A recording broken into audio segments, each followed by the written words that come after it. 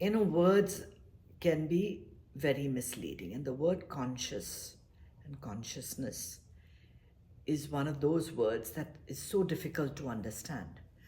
And we think of everything that's believable, that's given to us by science, forgetting that science is probably about 150 years old. Modern Western science, as we know it, is very recent. But these meditation techniques that we practice, they're very, very ancient. They were practiced by every faith. Every faith. You want to take Judaism, you want to take Christianity, you want to take Islam. Everybody has practiced meditation. Because the rest of the world that doesn't know how to meditate is only dealing with the world with their conscious mind, their awakened mind, right? So in terms of the states of our consciousness, if we use that word, we are awake. That you understand, right? You're awake, you're talking, you're working, things are coming into your head, you're solving. We know our waking mind very well. Then you have the sleeping state, when you're asleep and you fall asleep, and then there are dreams coming all the time. And, there are images and dreams. The body is alert, the body is active. That stage we also understand. And then there is this deep sleep that we have, right?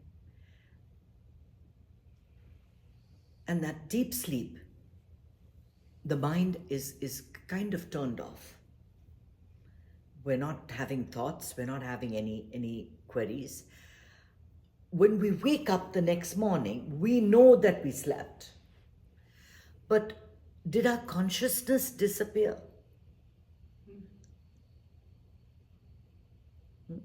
So this is where the problem of consciousness becomes a thing to be questioned. Because in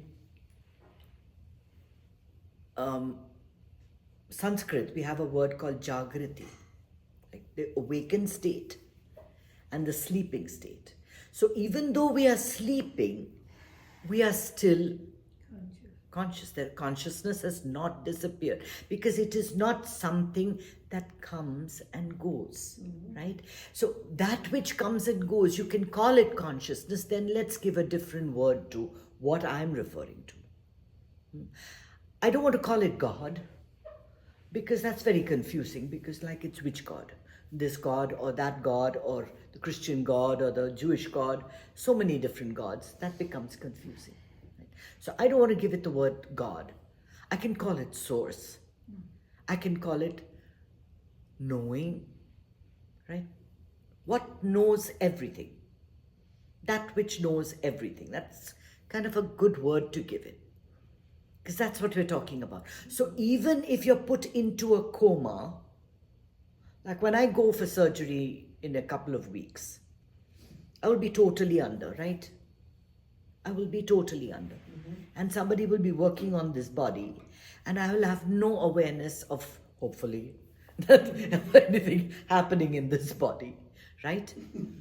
Things will be changed in my body, and I will have no awareness.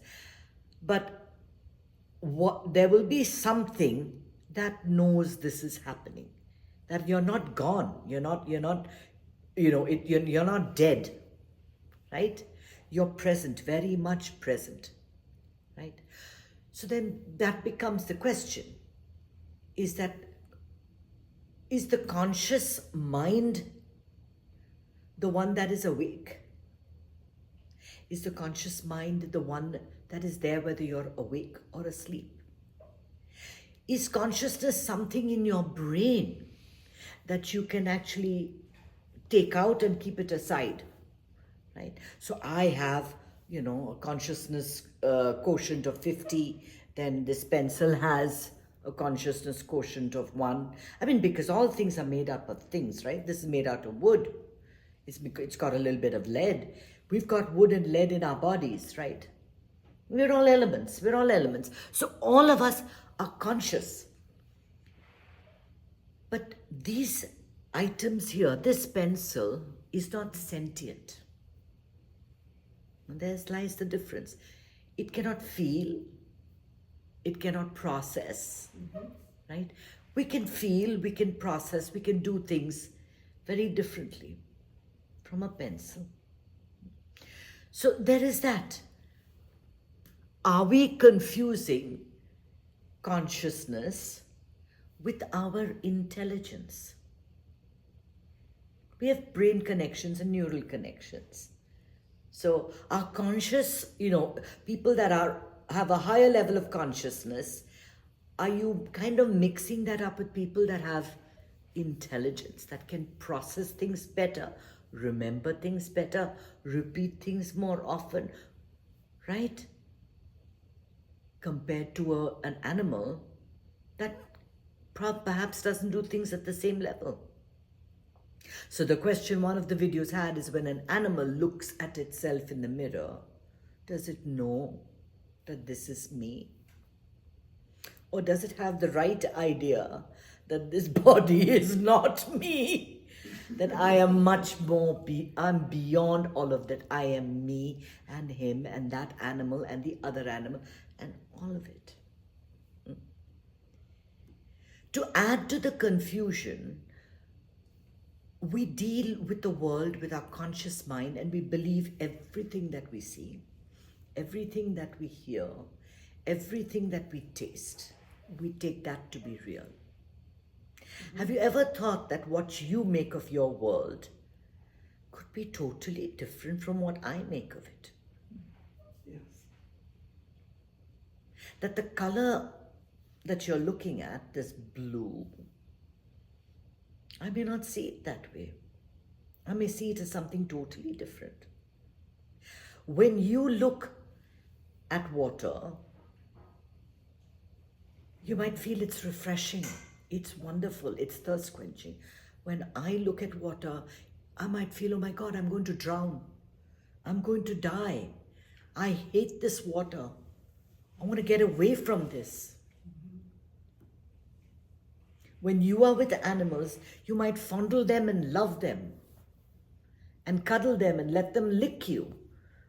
I would rather die than have an animal lick me.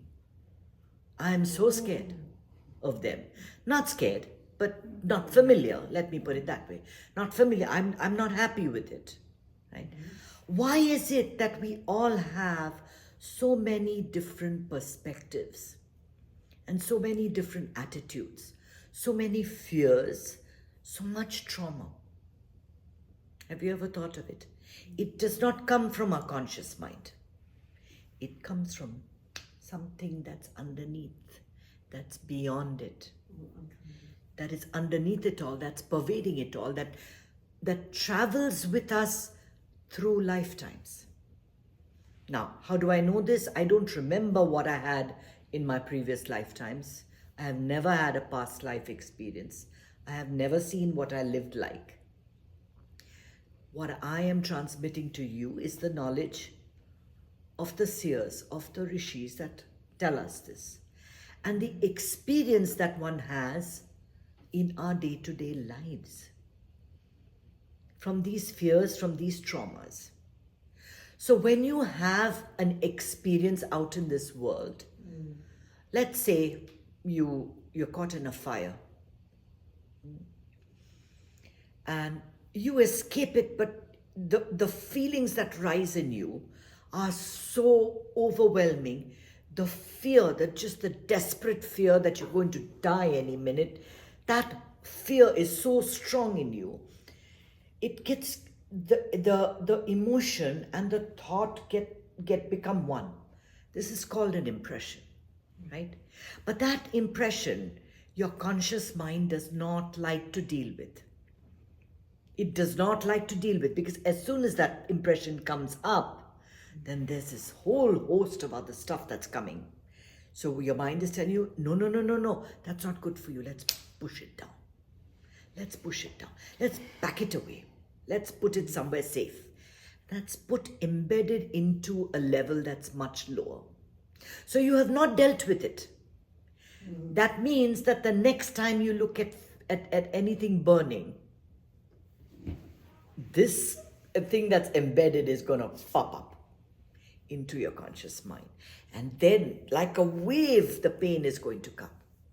You're going to feel the fear, you're going to feel the pain, you're going to feel the anxiety. So really, whatever you're seeing in your normal day-to-day life, your conscious mind is 80% nothing. Nothing. It is all your actions. Everything that you do is driven by this unconscious, this subconscious mind, or not unconscious. Let me call it a subconscious mind, a mind. You don't understand why you are driven towards certain things, but there is something that drives you, right? I have one child that likes Mexican food and I have one child that likes Thai food, right? Why? What is the difference? Could it be something beyond just this life, this existence? When you go to certain places, when you go to certain, there is a certain affinity you feel extremely comfortable. And there are certain other places that something rises in you. That no, I don't want to be here. I don't want this. What is it? All our actions in our conscious world are driven by this force. It is a subconscious force that exists below the surface, that makes all of our actions. We don't think enough. We don't dwell on things. We don't follow things to the root. Why am I feeling this? Why do I like Chinese food? Why do I dislike insects? Go back to the root. There will be a trauma that has never been expressed. So we can deal with trauma in two different ways. We can either just forget that it exists, push it all down, and only look at the good side. And sometimes we need to do this. Sometimes we do need to do this, right? Or we can turn around and look at our trauma head on. Look at it and say, what's happening here? What is so scary about a fire? I'm sitting in, with a fire burning in front. Why am I feeling scared? Is that fire going to jump out and burn me? Follow it through, and you'll realize that all of your fears just begin as thoughts. When you unravel it, you can let the emotion go. What am I feeling? I'm feeling fear, but there's nothing there. It's not real. Nothing is going to happen to me. I'm safe. I acknowledge that I have this fear. And the minute you acknowledge your fear, you acknowledge what's happening, it kind of breaks down and opens up. And this realization only comes to you when you meditate, because all day you're at this level and everyone's telling you, don't feel sad, don't feel miserable, don't feel angry, don't get stressed. But you're always in the highway of thoughts. It is only in meditation that you go underneath. When you go underneath, those knots that are there, they begin to unravel one at a time. And that's the only time you can look at it and you can say, it's nothing. It's nothing. It's just a thought. It's all okay. I'm safe. It's just a thought coming up in meditation. And you can release it. And these thoughts do come up. You'll find that some days when you have very deep meditations, you'll think about the time when some child humiliated you at school. Someone stole your hanky. We used to keep handkerchiefs, remember? I have some trauma about some child stealing my hanky and throwing it around the classroom, not letting me get to it. You know how kids play. We have so many little embedded traumas that we never face. And you can never deal with it with your conscious mind. Your conscious mind, pardon the language, is all rubbish. Nothing that you see, nothing that you do is real. It's all rubbish. The only truth is hidden underneath. So if I have only 3 people listening to me today, then I have 3 extremely privileged people. It's not going to come to everybody. This awakening, this understanding is not going to come. The whole world is going to be out there, talking about their illness, talking about their pains, talking about their trauma, talking about their cars and their Louis Vuitton bags, and from the sublime to the ridiculous, people keep on talking about all kinds of things. The understanding that I'm none of this. I am none of this. To continuously practice presence. To meditate regularly, because that is the only thing that's going to allow you to just deal with embedded trauma. The way the Western world works, you pay a psychologist, a psychiatrist to validate what you feel. I'm feeling stressed. Fine. You are very stressed. You need to create boundaries. You need to feel your emotions are extremely real. Your thoughts are very real. People need to respect you.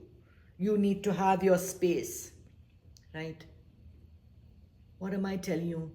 None of these emotions are real. None of it. The truth is steadfast and steady. All these things, they come, they go. It's a play of emotions and thoughts that we can't even begin to understand. Why give it so much importance? Why give it so much importance that it takes over your entire life? Who knows where this trauma is coming from? Who knows why you're feeling so stressed? Who knows why you're so attached to your baby? Who knows why you can't stand your grandmother? There's so much that's hidden under, and this is yours, right? Now, there are 7 million other people that have got all kinds of trauma hidden, and you have to deal with that too. And they're acting out, and they're shouting, and they're screaming, and they're creating violence in the streets, and they're fighting with other people and slaughtering others. And we're watching all this happen, and you're wondering, what can I do? You know what you can do? You can meditate. You create your own bubble of peace. Solve your problems. Unravel your karma. Disentangle the knots that are there for you. That's the best you can do. The subconscious mind is extremely powerful. Extremely powerful. More than your conscious mind. So delve into it and find out what is it that drives this body-mind. And you might be really, really surprised. Om Shanti. Hey everyone, thanks for visiting my channel. And if you enjoyed the video, please don't forget to hit the red subscribe button and turn on notifications so I can continue to bring you more content just like this on knowledge, on meditation, and on insights for a happy life. Don't forget, happiness is your birthright.